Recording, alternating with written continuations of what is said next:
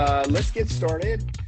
Welcome everybody. This is Jonathan, and I'm here with my partner Rich, and this is Living in the Matrix, and we have a really special guest today. His name is Sean. Sean is an alchemist, an abundance alchemist, and he wants to be. He's a creative and innovative guide helping people unlock their true potential.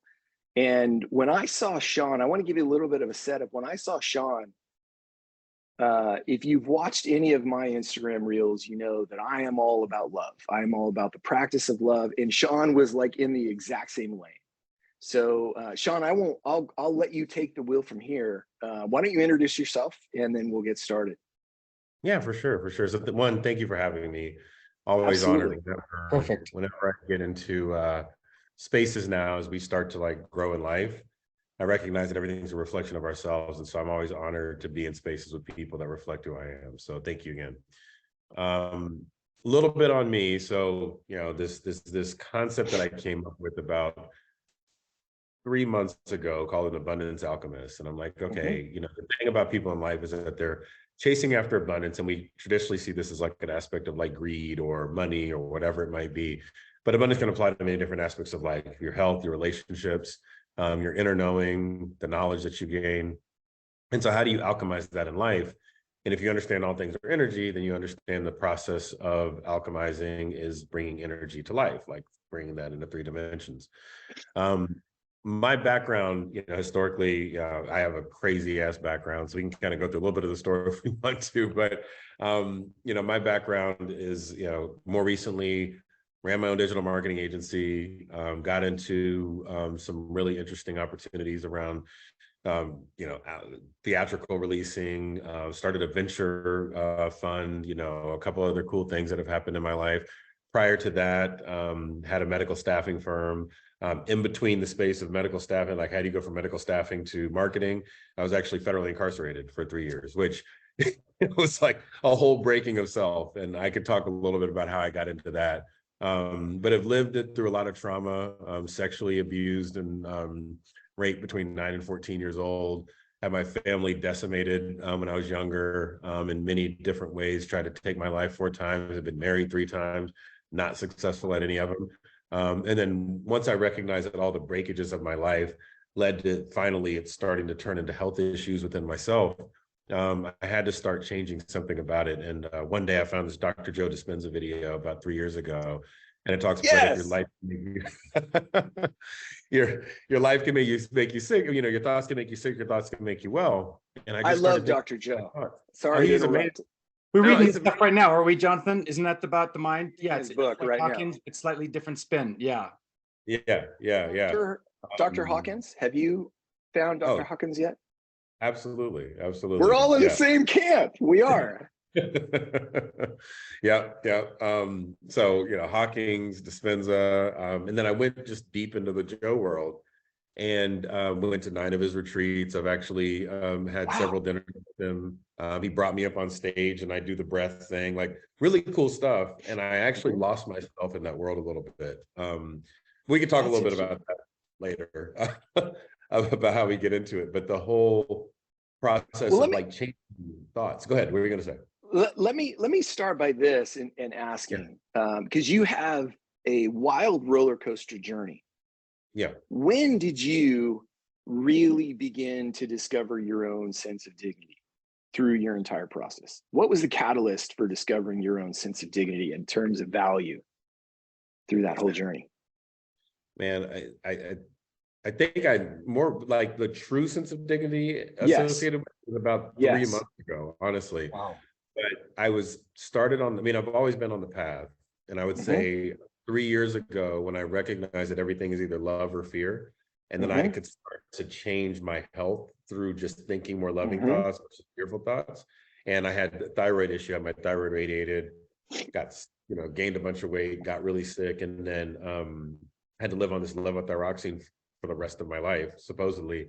I was going to change that at some point, and then I did that. So, and I could talk a little bit about how I got that. I had a broken back. I had all these other issues wrong with my body, and all that stuff has since healed. And if I showed you pictures of me before and pictures of me now, it's like vastly different. I couldn't grow a beard. I had no musculature as in my body. I had all these problems. And then one day, like my entire physical being just started to change. And Incredible. that happened about 3 years ago, when all those shifts started to happen. But I didn't know why What it was was the happening. catalyst for that? The catalyst of it was the sickness, the thyroid issues, Yeah. living and suffering. I mean, really, my girlfriend, who's actually sitting here on the couch next to me, she started to path me into meditation and understanding what it was, because I didn't understand any of the stuff. And that's how I got to Dr. Joe, because I was looking at these guru videos that she liked, and then I was like, this doesn't jive with me so much. I love him, but I understand what he's saying. And then I found Joe, and that just clicked. And I'm like, oh, there's a different process, there's a different way. And that's what opened the door for me to find the love within myself. What was the moment? Do you remember? The moment itself was finding his video, one, and No, but I'm talking about the moment that it clicked here for you. Oh, the moment that it really clicked here. I think it's clicked several times. If you want to, it is a recurrence. Yeah. Iterative. Yeah. It's clicked, but it's clicked either subconsciously, but me being very aware about it has been like me being truly aware and understanding what love is and why I created it all out of love, and understanding every scale of consciousness and how to actually ride those scales, and even understanding the pendulum of time and all like this other clicking has happened about in the last 3 months. And that moment was when I actually came out of the Hoffman process, and my life literally fell apart. Money fell apart, everything fell apart, and all the stuff that I was sustaining out of delusion and not truth started to fall apart. And I had to actually surrender into going within instead of living outside of myself. And that's really when it started to alchemize into a different state of being. Before that, it was a delusional aspect of that same thing that was close, but not the exact same thing that I'm talking about now. Does that make sense? Absolutely. So how did you, what was the inertia that kind of pushed you into this idea of an abundance alchemist? So the inertia that pushed me into it was so I'll start with like the beginning of last year. The beginning of last year, I had gone through all of this knowing and was on these like Joe Dispenza retreats and doing all this like really, cool stuff. And I could go into these retreats and like I would heal myself, or all of a sudden I'd say, hey, I'm going to whip $100,000 into my bank account. And it would be there within an hour. Like really interesting things from almost a delusional aspect, creating cool communities, or hey, I want to be up on stage with Dr. Joe, and I would be there like within the hour, or I want to have dinner with them and I would be invited. So like, it was almost like anything I wanted to create, I could do it, but it was out of a state of me saying I needed to find this stuff outside of me. And I was creating abundance, but it was one of those things where it would flow away from me really quickly. And I almost was playing hot potato with it, to where it was so hot in my hand, I just felt like I had to give it away. So I was this massive giver. I was giving like 50% of everything I made away. What I recognize is that I don't have to do it that way anymore, because I'm alchemizing it for myself. And so the real clicking happened is after I came out of Hoffman, I recognized that everything I was creating was from a delusion, because I wasn't truly surrendering into my intentions. Okay. So if I back that up, I always say that intention with surrender is delusion, and intention without surrender is delusion. Intention with surrender is the truth. So I wasn't living in truth. I was living in this massive state of delusion, but I was creating really cool stuff and building a community that was almost delusional. But I was saying, hey, validate me. So it was the ego. It was a bunch of ego, yeah. And I was using the outside world to validate me. Yeah. That started to shift after Hoffman, because I recognized I couldn't use the outside world to validate me anymore. And that click happened when I basically signed a contract with myself after the Hoffman process. And everything in my life started to break. My finances started falling apart. My relationships started falling apart. A lot of just like chaotic stuff started to happen. And I kept attempting to hold on to out of delusion. I was like, look, I got to let it go. And once I let it go, it started to just basically swing itself back. And then that's when I realized, okay, I am the creator of my life. I can't alchemize this on my own, but I have to walk in this like truly transparent truth of self. And when I did that, that's when I recognize that I could actually help other people with it instead of just Okay. trying to help. That to me is going back to, this is living in the matrix. You became Neo.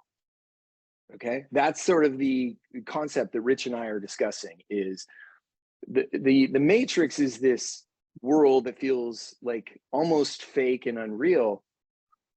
There's a point in, I'm assuming you've seen the movie Matrix, right? Oh, 100%. Yeah. Okay, good. So, but there's an awareness that comes of turning something on. Yeah. And that, I believe, is this idea that we are actually more, and that we are lovable. Like there's something that when we love ourselves, we become aware that we are part of good. And so that's how I would bring it back. What changed for you now that you realize you're Neo? Because we're all Neo. 100%. Everybody has the opportunity to be Neo. What changed for you? Not just, you said you lost it and then it slowly comes back, but what shifted for you as a whole? So I'll talk about it energetically, then I'll talk about it three-dimensionally. Nice.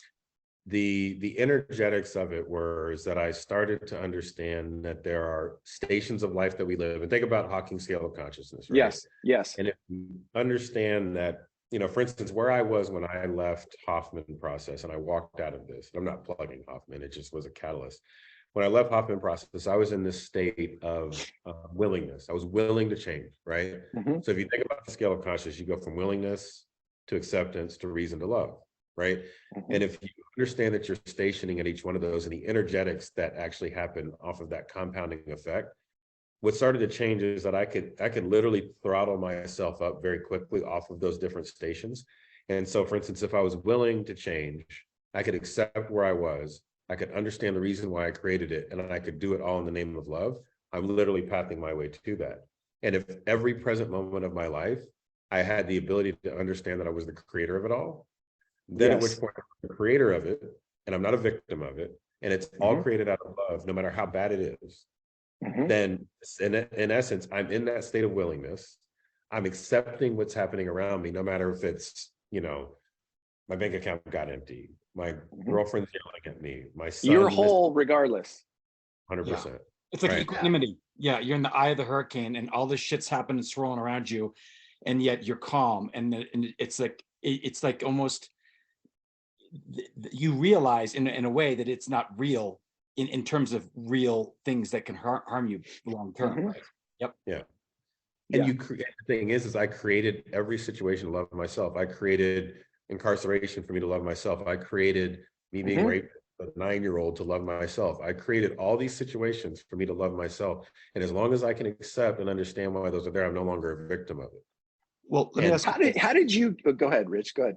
I was going to say, in the case of Neo, it was like the universe was conspiring, right? The alchemist talks about, good luck, bad luck. As you go along the journey, the universe conspires to get you to obtain your own personal legend, right? In the case of Neo, something was a splinter in his mind. It wasn't him finding love in the same way that Jonathan talks about finding love and then becoming Neo, but that's just an analogy, right? It's almost as if the universe can conspire to do things, I think. I'm wondering, because the universe has consciousness, can it move on its own to draw somebody? So you actually said your own love, you caused the rape that you had. You're somehow you're saying that you were set up to go through that process, and maybe in the middle of it, you're saying, why is this happening to me? But later on, you're saying, no, this is all part of the process. Are you looking at that retrospectively, meaning like you projected yourself forward or back when going through those experiences? Because you're actually claiming that you were responsible for them happening. Is that correct? Yes. And so I want to play with the words a little bit. Think about the word responsibility. It's about the ability to respond. Not it's not my fault. I'm not to blame, but it's my ability to respond out of love and understand why I created it as the reason why I show up as I am today. So if every road is the path to Oz or a path to Narnia, then you have to have bumps along the road in order to be able to get there. You have to understand why you created those roads so that your car or the horse or whatever it is that you're riding or yourself is strong enough to make the journey. Mhm. It's not, once again, there is space and time, but it also is Yeah. one of those things that collapses itself, and you're on the journey as a perspective of God in order to be able to create the life that you have so that you can give that feedback back to source and then help humanity overcome it as a constant integral knowing. And so the conspiring of the universe is just the pendulum swing of the positive and negative, right? That's all. It's just the rhythm. There's a rhythm. It's It's always in just that. energy. Yeah. So, but is our response to the unfortunate events changing the universe, or is the universe helping you understand that you are not affected in the way you think you should be? Right? You know what I'm talking about, right? The question, like, this is the Christian dilemma. Does the Holy Spirit convict you, or do you come to that conclusion on your own, right? Is there that transcendent deity or cosmic force that helps guide us and move us along? Like Neo, for Morpheus, Neo was the one. That's not just manifested by an individual. It seems like the whole idea of the construct was like, this is baked into time, space continuum. All these events are coming together for one guy who's going to save us all. And Right. it doesn't look like he's the one, but he's going to find out he's the one. But the thing about it is, it seems to me a lot of different things were coming together to create that reality for Neo, even though he had to be the main part of it, right? As he went through and actually ended up not only changing the realm of reality and the laws of the matrix so he could break them, but then even getting to a relationship with the machine at the end so that he could take out Agent Smith in his rogueness, right? Is that all making sense? Oh, that's making sense. Yeah, yeah. So for me, it's, we're all Neo, right? To what John was saying before. And Neo's a perspective of oneness embodied in a very specific amount of time, and time's still an illusion. So if Morpheus is, once again, I'm going to use Jesus and the disciples, right? Amen. As an example. Jesus and the disciples, there's Jesus, Neo, there's disciples who are perspectives of, you've got your Morpheus, who's one person, Right. you got all these people. They're all literally vibrating at a very consistent frequency. And for one, Jesus is Jesus, but then Jesus could also be the Morpheus to another person over here, right? Absolutely. And he's unlocking another Neo, and he's unlocking another Neo, and they're all unlocking. And just there's one story that's been told, but it doesn't mean that that story doesn't intrinsically exist in every individual person as they move through time. And so to your point, there's the illusion that is being created around this one person. But it's also a lack of illusion once you step out of it and understand that it's source, creating the opportunity for other individuals to witness that individual starting to go through the process of waking up, who has the ability to be conscious enough to drop in and out of consciousness, to move himself across source into the swing of the pendulum of the positivity, and then to be able to swing that into reality and flow so that it can actually go through the process of alchemizing into a new reality. So somebody out there will witness and become Neo again and Neo again and Neo again. And as we start to all believe, it's no different than the extension of Christianity, is that everybody is chasing after, what would Jesus do? Let me actually walk and be like. But we censored that story, and now that censorship of the story is a very bastardized story of what Jesus's intent was. Therefore, it actually never comes to life because it has some aspect of control that's created a limiting belief off of, which is a whole other. Absolutely. Dude, you or I are such the same page. We have come to the same pinnacle, probably from different paths, but we are, yeah. I want to hang out with you more, Sean. I hope you're okay. I don't hope you don't start charging me, because I need to spend some more time with you.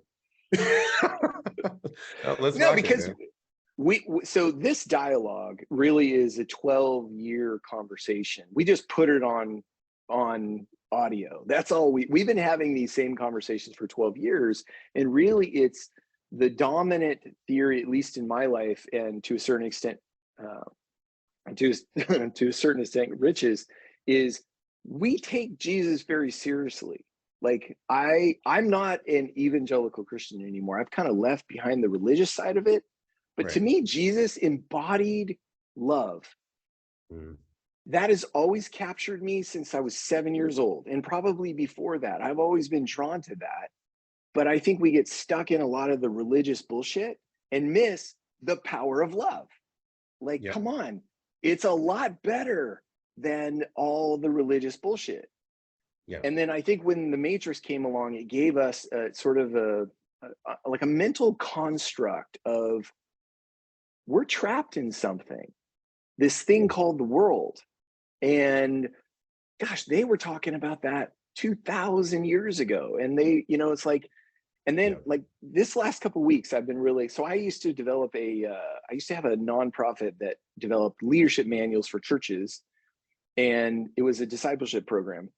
And I studied what's called Missio Dei. That's where Rich and I really got involved. Is Missio Dei is the mission of God. Like, what was God trying to do? And when I started studying the Jewish people and how the lineage got to Jesus, I realized, man, there is so much of what Jesus was the pinnacle of that we've completely lost. Like, God is not interested.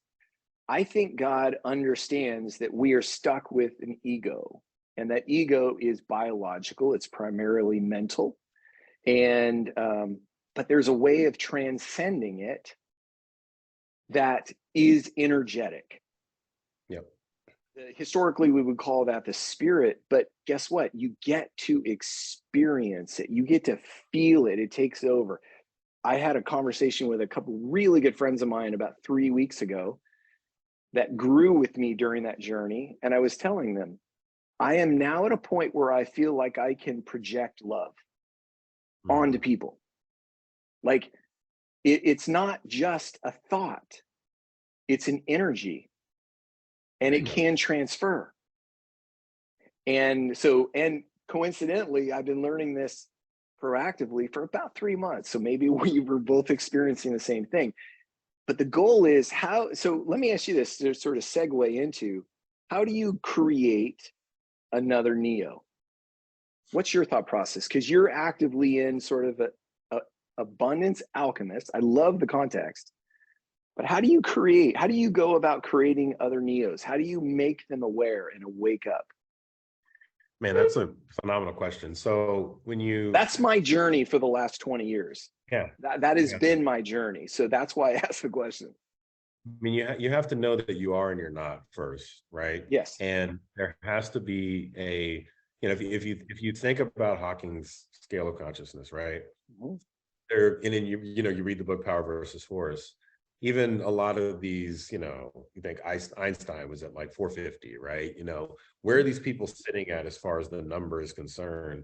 And how many of them actually get to that point? Like, where was Buddha at? Where was Jesus at? Getting to that actual space. There aren't a lot of examples, number one. And then even the way that the story has been written is very one-sided. It's very masculine driven. And so you look at this age that we're coming out of, this age of Pisces, you know, I don't know if you're in astrology or not. We're going to Aquarius, yes. And we've been very masculine driven. Like it's about the efforting and the doing.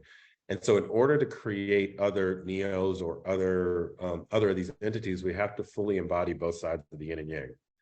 And we have to have examples of what that looks like. And we have to start honoring the feminine story and codify that story, not only in masculine form, but also in feminine form. And the reason that we have all these women running around crazy and pissed off is because we haven't honored it for 2000 years. And this buildup that's happening is creating, I mean, it's the entire Earth's core reversed. There's not an accident that this happened. I mean, there's a reason it happened, because we're shifting the energy. The energy of the Earth is saying, you know what, fuck it, we're going to turn it this way. And Pluto's returning. Pluto's returning. You want to see some crazy shit that's about to happen. French and American Revolution, reign of Queen Elizabeth, fall of the Roman Empire, all came when Pluto came back. And so we're about ready to enter that. So I think we're going to see some pretty serious upheavals in terms of power and shifting. And I think maybe that's what's going to go on. Trump was indicted yesterday. That's huge. Trump's not in power. Trump's a symbol of what power. He's a symbol. That's the most. He's a symbol. Is Aquarius feminine? Yeah, Aquarius. So it is. I did not know that. The age of Aquarius is a feminine age. The age of Aquarius is about receivership, surrender, and vulnerability. I did not know the that. reason that all of this awakening is happening right now is because we are being forced like cattle through a door in order to awaken, and those that actually surrender into it are not going to get torn up by the gate that they're passing by, right? You know, those that actually just walk through it and accept it are going to be the first ones through that are ushering other individuals. And the door is very small, but there is a door. And so we have to show people how to fit through that door, and we have to bring them through one by one. And eventually we'll just knock the entire gate down and say, fuck it, we're all ready for this. See, this is amazing. This is about universalism too, Sean. And this is the idea that This is probably one of our biggest conversations. this is huge though, because this is exactly what God's doing. There's the people that get awake and realize that we are not sinful and fallen and absorbing that. We just have this illusion, and that's why we needed the crucifixion. That's why we had the fall. But the sooner we get into this understanding, it's like in Lost. Perfect another example. Jack Shepherd was the last person into the church because his story, he was always fighting. It was always volition, right? Against things, right? He's always doing, and Kate's trying to tickle his toes and try to tell him, and everybody else is getting it, right? Everybody else is with their loved ones and they've surrendered, right? To love and to what that is. Same thing with universalism. There's going to be people that are going to come kicking and screaming. And, you know, in the traditional, even evangelical universalistic place, it's not going to be a joyride for Hitler and for Idi Amin and for Pol Pot. They're going to go through iterations and eons, perhaps, of pruning and change, but eventually they will come to understand the loving arms of the Lord. So that's what you're saying now. If we usher more people in now by exposing and loving, it's going to be, instead of a groaning, nasty, turbulent, it could be a more better transition. And this is why organizations who recognize diverse employees and thriving and supporting women, as opposed to the ones that are forcing to put women on boards, right? When you are having to force like a diversity kind of program versus, you know what, everybody wins when we've got a more diverse culture. McKinsey's proven this time and time again. They're more profitable. Those are the best kinds of scenarios, when you're actually on the top of the wave instead of it come crashing down on you and then finally opening up your eyes and realizing where you are, right? Go in there with that energy. Here's what I'm learning. But I want to come back, Sean, in a second to my question to you. So think about that for a second. But I want to share something that Rich is, I'm going to key off of what Rich is saying is, biblically, or from a Jewish text, the man, humanity, Adam, is the body. And then God separates the woman from the heart, the man has the head. So the man is predominantly vision driven.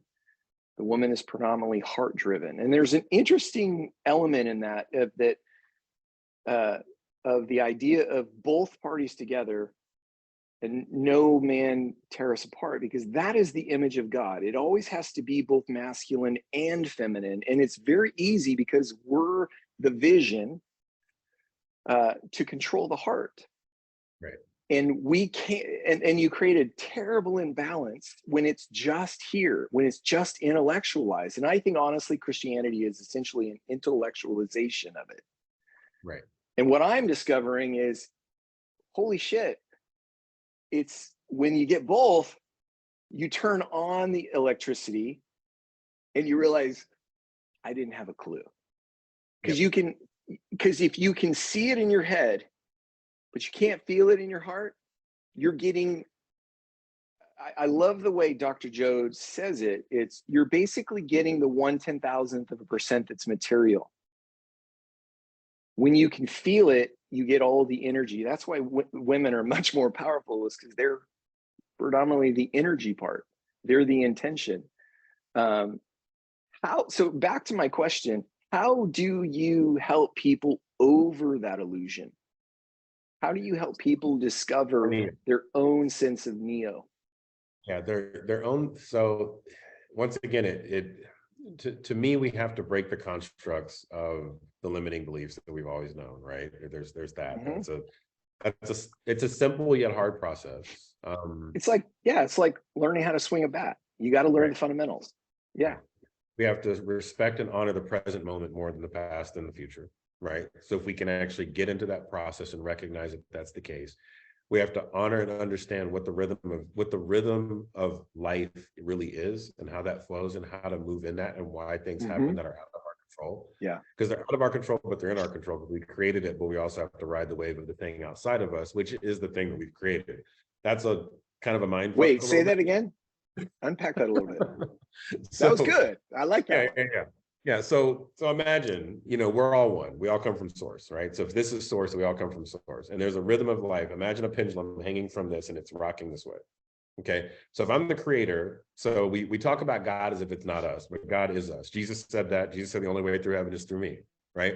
What he's saying is the only way through heaven is through you, me, us. I have to go through myself within to get to heaven, right? And that's how I get there. I don't get there through something else. So if I recognize I have to go through me to get there, that's what the truth is.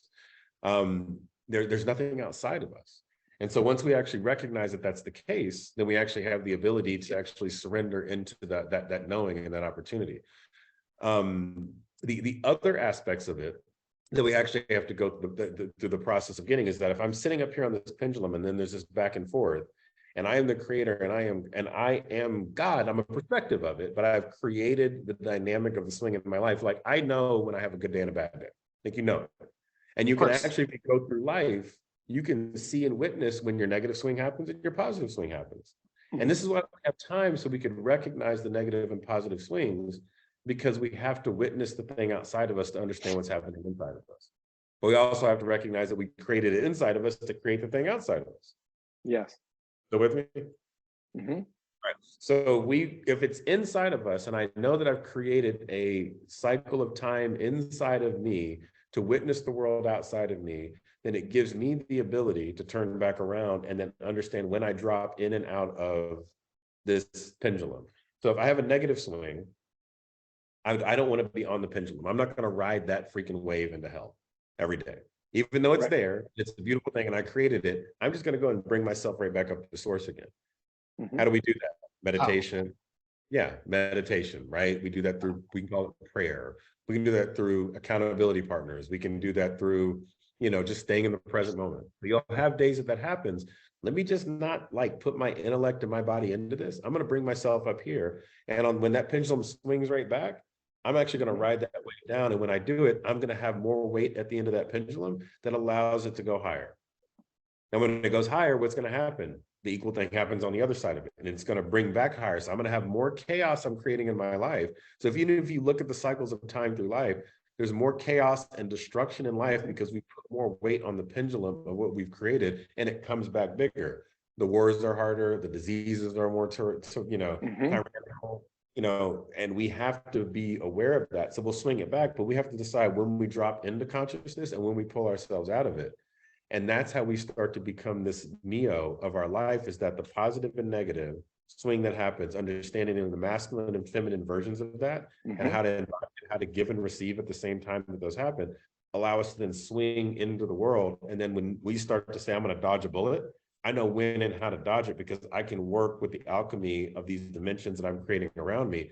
I'm not going to say anybody go out and dodge a bullet, disclaimer. Sure. But there's laws and that's rules. The analogy. It's a metaphor for a bigger idea. Absolutely. Yeah, exactly. But we can dodge, like right now, there's economic turmoil and chaos, right? I've had the best 2 months financially of my life, and not to gloat about it because of course it all goes back. But before that, when last year when things were good and, I was in the crypto space and all those other things were swinging up. Of course, FTX crashes, SVB goes down, all these other things, but I'm able to pull myself out of it and start to create more abundance in my life, even in the swing of when the world says that's not possible. Oh yeah, because you're going to the source. Yeah, and that's dodging the bullet, and also recognizing you have these little so every cycle, you have this big cycle of time that's happening, that we're sitting over here in economic turmoil, you've got wars, you've got famine, you've got whatnot. We're sitting here and it's slow. It's a slow moving pendulum. You got a little tiny cycle of Sean Clayton that's doing this, and I can ride my wave and make it bigger and bigger. And what'll happen is my wave will start to impact this other thing. And eventually I'll have enough Neos that understand what it is that I'm doing. They're like, hey, just like Jesus and disciples that started going into Christianity, that started actually creating this larger swing. Now we've got this giant movement that's a big ship, like the ship at the carnival, that's now just doing its thing. Now that ship of Christianity is a little bit off course because we didn't include the feminine in it. We sat on Mary Magdalene. We called her a whore. We did all these Women things. Can't speak in church. Right. Did you grow up a Christian? I did grow up a Christian. Yeah. I can tell. No, we could see that. Yeah, that's yeah. What's your church that you grew up in? Do you believe that the pendulum? So one of the things that Jonathan believes is that there will be an eschaton, or a time where everybody comes in the living arm of God. I don't know if you call that the end of time, Jonathan. In a traditional Buddhist sense, where you got the yin and the yang, you've always got the back and forth. And in Hinduism, you've got these cycles, right, where Kali comes and destroys, and then it goes through in like massive eons and then shorter times, but depending on the dice roll. I don't know all the details of Hinduism. But in your worldview, does that pendulum stop swinging when there's the like consummation of time and space reality? Or is that pendulum constantly moving? Meaning like the idea of a dualistic or a Zoroastrian is that there's always one side versus the other, and it's always tugging, right? It's like the Force in Return of the Jedi. There's always the Sith and there's always the Jedi. Are you talking about peace? I'm just, no, like I'm a talking period about of peace? a point where, yeah, there is no more chaos anymore. It's only going to be peace. Yeah. In your mind, Jonathan, if there is really a new heavens and new earth and we're all coming to that loving arms of God, that means, I mean, do you believe that we're all going to be at a place in the cosmos of peace, that there's not going to be any more pain and suffering? Sean, let me clarify his question, because he's That's a lot. speaking for me. Is I believe I crossed a bridge probably about 2 years ago theologically in evangelical Christianity, which is what I grew up. There's the wheat and the chaff. Yeah. And there's those who are saved and those who are not. I don't believe that anymore. I believe everybody is I am. They just don't know it yet. So you can only burn away the wheat of the chaff is your illusion. That's all it ever is. And every single person is in what I call inside the circle. You are all part of the kingdom of God. But if you see yourself outside, what's going to die is that illusion outside. Yeah. Whereas traditionally, historically, and I don't know if Rich has crossed this bridge, that everyone is in. I do. I believe everyone. And here's why. Is quantum field now teaches us that you're all energy anyways. There's no separation physically. So if you strip away all of our bullshit material thing here, we're all part of one. Yeah. And that's what Jesus realized, that the embodiment of Jesus was recognizing I am. Right. And so there is no separation, and that I think we are on the cusp of a great awakening. And I was walking my dog last night. It's like the idea of a multiverse. Everybody has their view, and everybody experiences their own version of it that they process through their visual field. But there is then the self that is them on the energetic side. Yep. And that's all connected. But because I can't see that, I can't realize that. And there is this group of people now that the emergence, like there's lots of people who have gotten over that hump of universalism to say, my worst enemy, because what we don't want is we don't want our worst enemy in the kingdom of God. We want to remove them. But like you said, I think every human being is a facet of God as an expression in the multiverse. And that multiverse can converge so where everybody can see at the same time they are loved. Yes. I just don't think we've ever had that yet. Well, so if you erase the time thing, okay, and then you because yes. You erase the time thing that's already happened. Okay, so there's a version of this that's already happened. We have to go through these experiences for us to draw that to us. There'll be a point, but it's not necessarily us. Like this thing we call human, okay, sits in this third dimension that is I am to who am I experienced over time. Yes. So if God says I am, all right, then who am I? So it has to create polarity to go through that process. Well, who am I is Adam and Eve. I got to experience this over time. So I have to give myself a time band to then choose love or fear, which is your free will. And if I start choosing love all the time, then and that's your fourth dimension. I drop into the fifth dimension. In the fifth dimension, I actually have the ability to know that it's all love. And I can stay in that state of love all the time, which is what you're talking about. And then there's the sixth dimension. I understand there's actually a plan of God or the universe or myself that I've created for myself to experience it all at that moment. And I can draft that. So in this third dimension, if I constantly choose love here in that free will, I can actually pull the plan of God down in my life now. Yes. Interstellar. Yes. Interstellar. That's right. All interstellar right there. Yeah. And that's you witnessing the creation of God here embodied, but it's the choice to be able to do that. And that's, to your point, how we become the Neo and other Neos follow. but it can't be embodied singularly.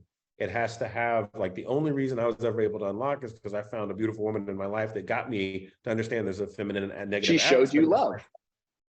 Well, and of myself, And like it, of yeah, myself. and it, I saw the feminine energy in me. I was able to witness it and be more vulnerable. I was able to go, instead of giving and pushing and protruding, I was able to receive everything that I created for myself. And then also, yes, with that person, that helped as well. But it was really being able to go within and understanding that it's like making love to yourself. I mean, it sounds weird, but you fold into yourself in such a way that you start to become the God of your life. And there is no there, it's only here. And when you recognize it's here, you receive it all, and then you create it all. we're creators. Yeah. Yeah. And And then I think that scares people. That scares, Oh, if you give people the idea that they actually can create their future, scares the shit out of them. Scares Right me. while you're in the middle of a ketamine session. I felt that for sure. I felt creation on my fingertips. Right. Well, and then there's judgment. Yeah. Then there's judgment. Then you get hung on a cross for it, or you get, Right. whatever. I mean, people put you out to pasture because of the choices that you make, but you have to know it and you have to be able to sacrifice your life, okay, in order to know what it is that is true for you becomes your reality. And it has nothing to do with this dimension that we live in. Do you think, you talked about the dimensions? One of the things that came to my mind is, so like you said, there's the fifth dimension. Do you think that's in line with Hawkins scale, or are you thinking it differently?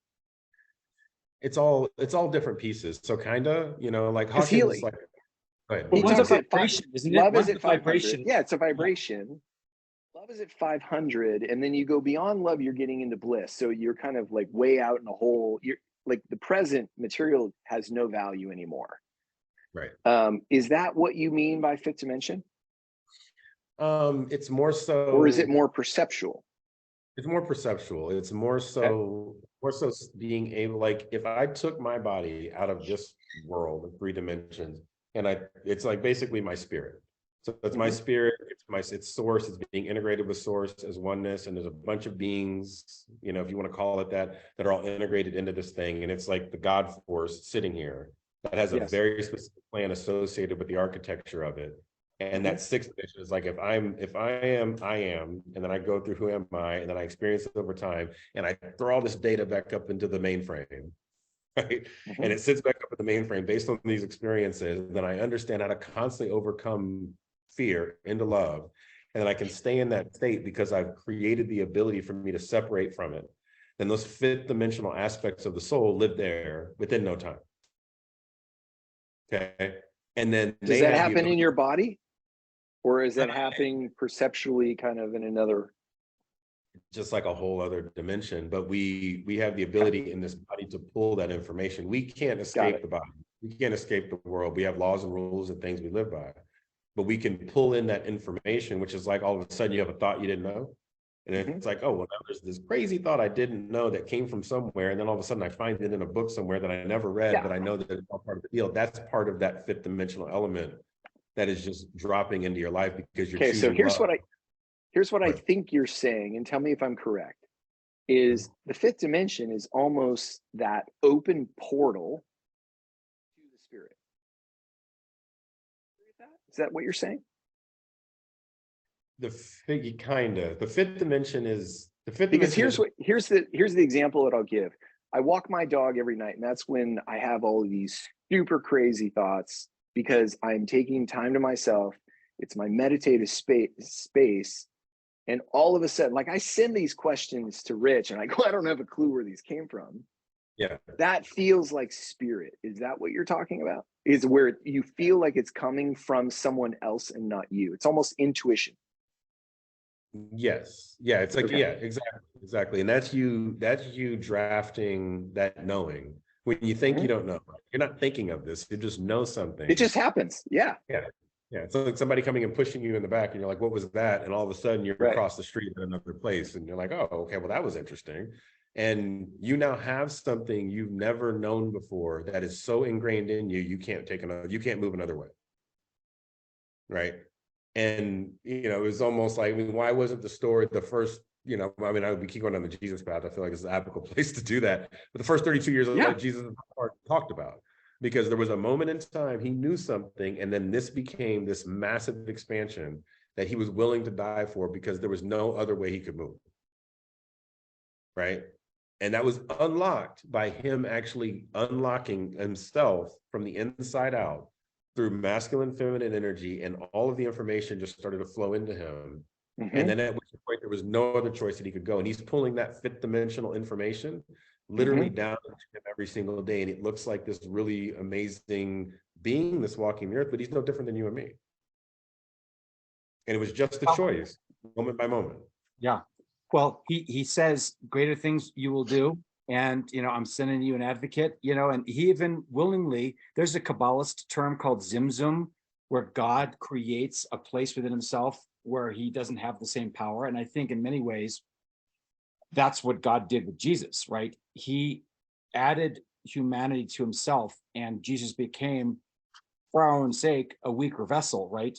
The one who could bleed, get hungry, actually feel power drain out of him when a woman touched him. But at the same time, because he was tapped into the source, right? He was tapped into the source.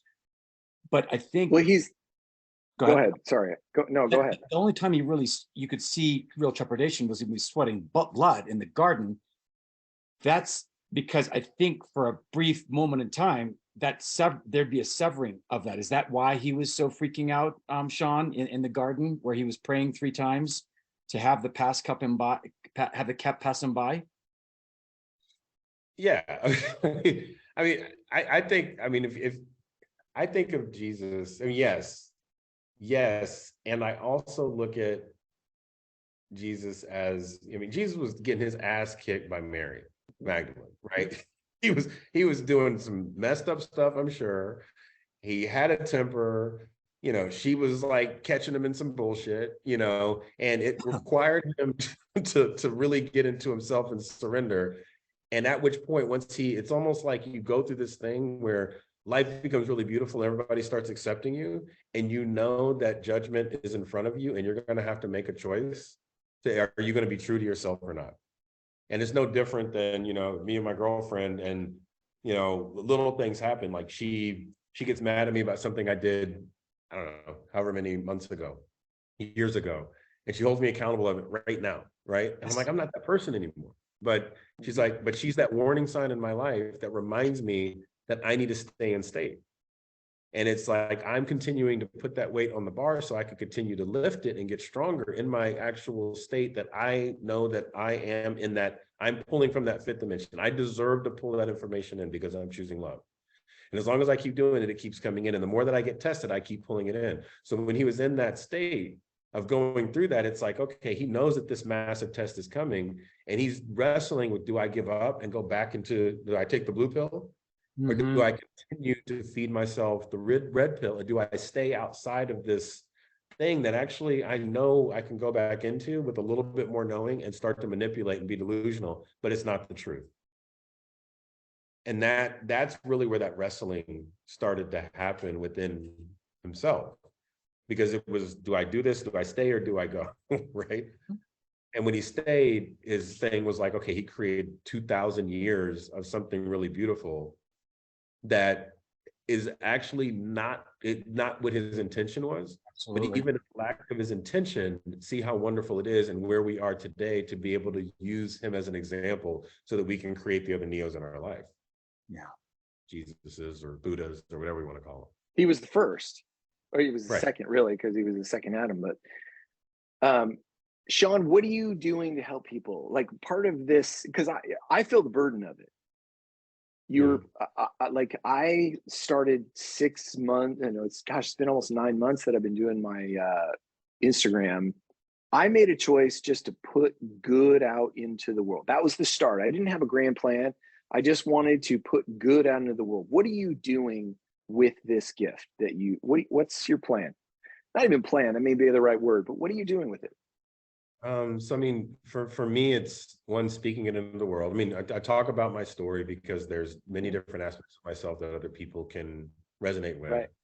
you know, we talk about, you know, they talk about, you know, wealth in the Bible and things like that. And, you know, that's like a negative thing. But, you know, for me, being able for people to create abundance as a symbol of energy so that they can actually give back and start to move that energy through life Yes.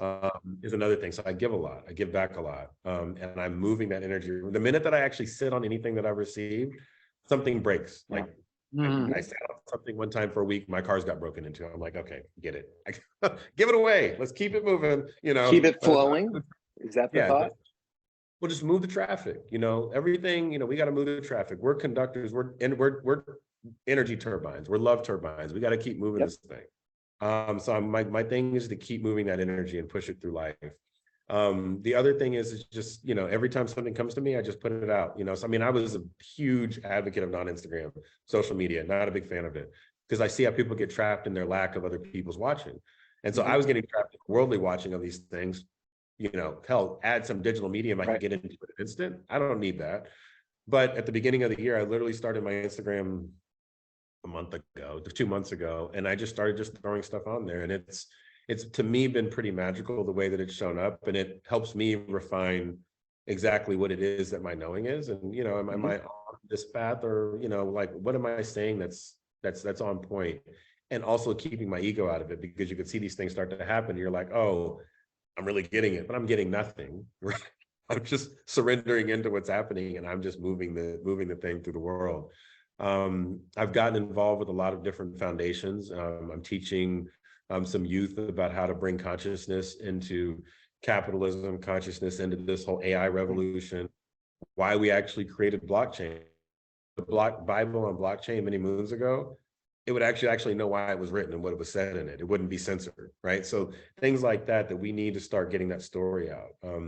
Helping empower not only, you know, masculine energy to actually start understanding the femininity within itself, but also other females to get out there and start telling that story so that they can talk about it, because it's so been suppressed.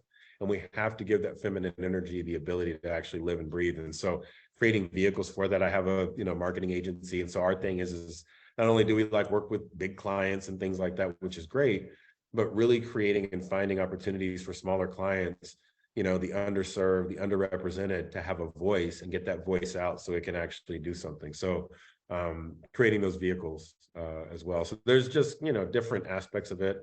Yeah, my 3 tenets are elevating consciousness, well-being of people and planet, and shifting culture. And if we can do those 3 things and actually make it seem cool, we don't have to have a turbine and be super dorky about stuff. We can actually make this whole thing really sexy and fun. And so let's have a blast doing it. Right. Bring something different to the world so that it doesn't feel like church all the time. Wow. What a blessing, man.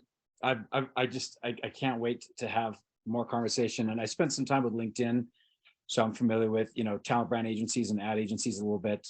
Love to hear more about what you're doing in that regard. And so, yeah, I mean, you had some terrible things in your life, but clearly they've just been this foundation for you just to be strong and powerful, and, you know, speak powerful in the good way, right? In terms of love and stuff like that.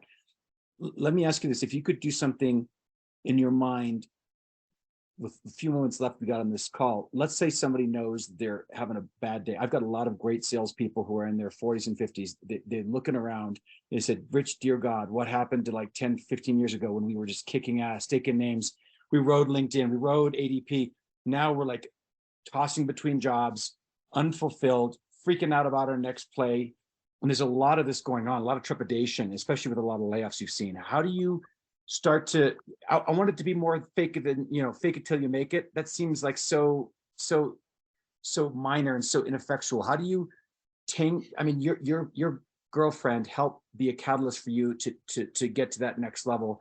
But is it possible somebody could actually just start focusing on positive thoughts and not fake it and actually try to have their heart and mind line, even if they're not there, right? It's like, how does an addict get himself out of that place of addiction to opioids or whatever, outside of a catalyst like ibogaine and ayahuasca and a variety of other psychedelics?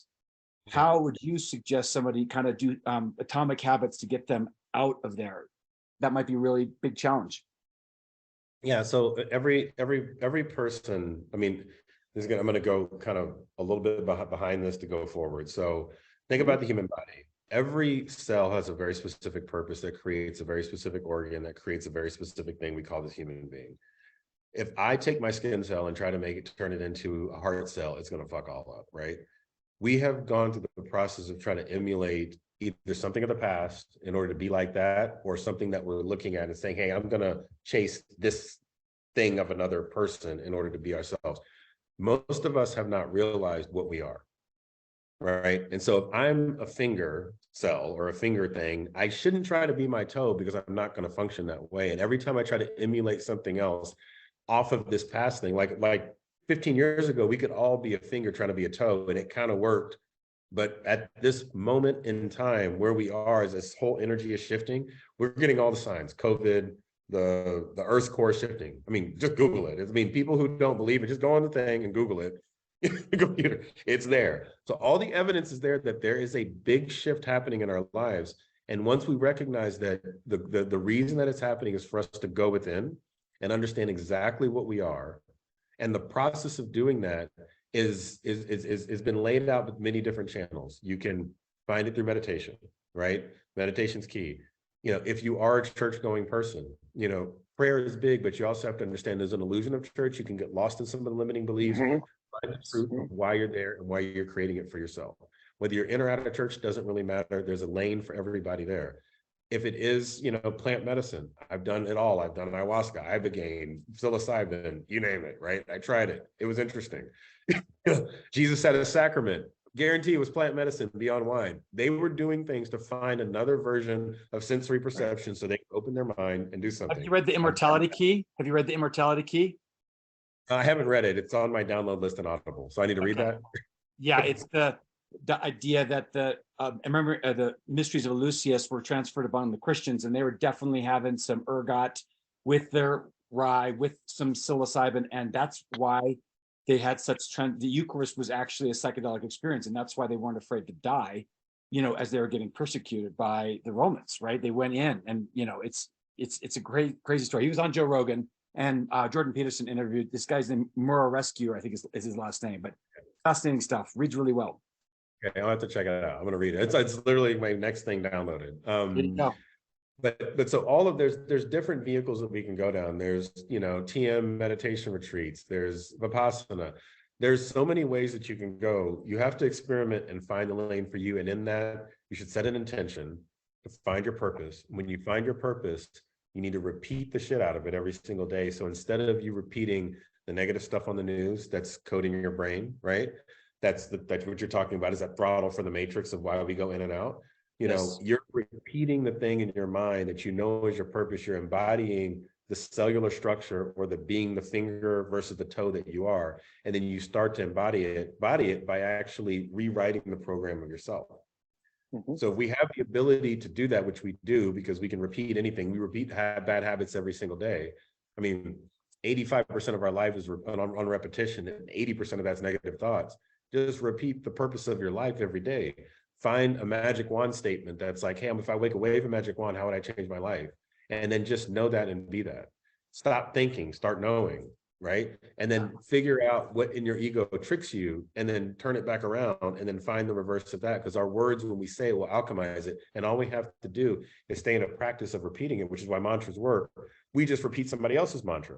So then we become, well, your brain doesn't know the difference. That's right. That's the thing that I learned, is when you say, people say, I suck all the time. Like, right. They make some grand statement of themselves. Your body doesn't know the difference. Nope. It doesn't know if it's real or not. So when you right. tell your body, that's a script you are planting in your brain, even when you are not intentional about it. That's one of the things that Joe really helped me understand, Dr. Joe, is your body remembers. So stop telling yourself bad shit, because it'll remember that. Yeah. And if you start telling yourself good shit, guess what? You have an amplification of positivity. We can't create positivity. We can only tap into it by agreeing with it. Yep. And when we do, then it magnifies. That's the thing, is I realize most of my joy is me getting out of the way.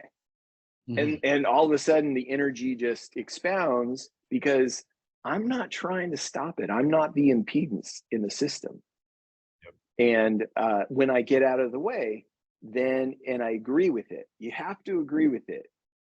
And when you agree with it, it starts to use the word to manifest in your life in a way that is so experiential that it changes you, because you realize, okay, I can't fight my own experience.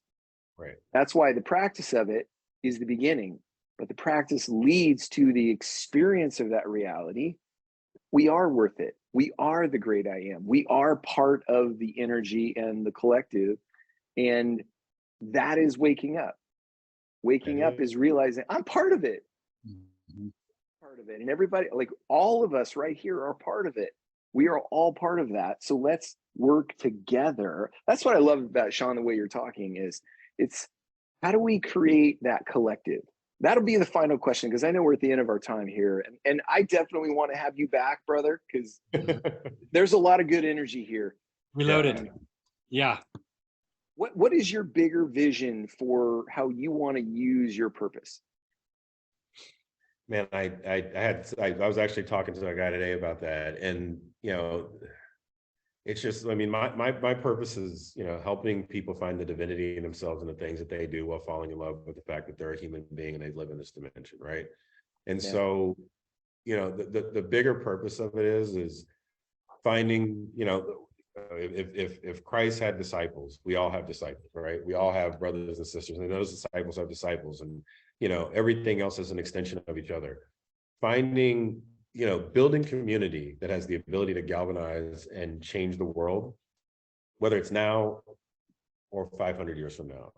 We are, instead of making splashes in the pool, let's move a little bit and make huge waves and tidal waves. And this is how we start to shift that culture, elevate consciousness, and the well-being of the people and the planet. There's not like one thing that there is that's supposed to be done, because it's all one thing. It's like, it's such a correlating, like such a opposite statement. It's like, there's not just one thing to do. It's like, I'm not like, hey, I'm going to run for governor or something along those lines. No, but there is your part. And I think, right. I believe that emerges within us. We see the picture of it. It comes from the fifth dimension. So it's not from us. What does that look like for you? Have you seen that yet? Or is it still kind of coming together? Man, I think it's still coming together, honestly. Yeah. I mean, I know that it is for me too. There's me and there's me being out there and just talking about this, and whatever that presence and being means, I am just going to receive it, because the minute that I think I know it, I don't. Every time I thought I've known it, it's like, oh, that's not it, so it's a moment by moment choice, while also setting the intention that I know that I am here to do something very specific to heal this planet and people around me. Just be so intentional about that in every second that I'm in. And I'm willing to die. That's okay. And not in a way that I want to get like beat down over it or anything like that. I just know that it's so important, and it's so core to everything that we stand for. We gotta save the feminine aspect of ourselves, the inner child of ourselves, and we gotta save them and empower them to find everything within them that they've never really had access to. That's awesome. Sean, I want to thank you. It's been amazing having you on our show, on our podcast. This has been I was looking forward to this all week, and it's absolutely fulfilled my expectations. Thank you for coming on. And if people want to get a hold of you, what's the best way? Instagram, they can reach out there. It's at abundance 10,000 is the handle. And then that's probably the best way. I mean, nice. Won't give my phone number. Awesome. That'd be Yeah, fair enough. All right, guys. All right, so this has been another edition of Living in the Matrix. Fabulous guest today. Thank you, everybody. We look forward to seeing your comments and subscribing again. Much love.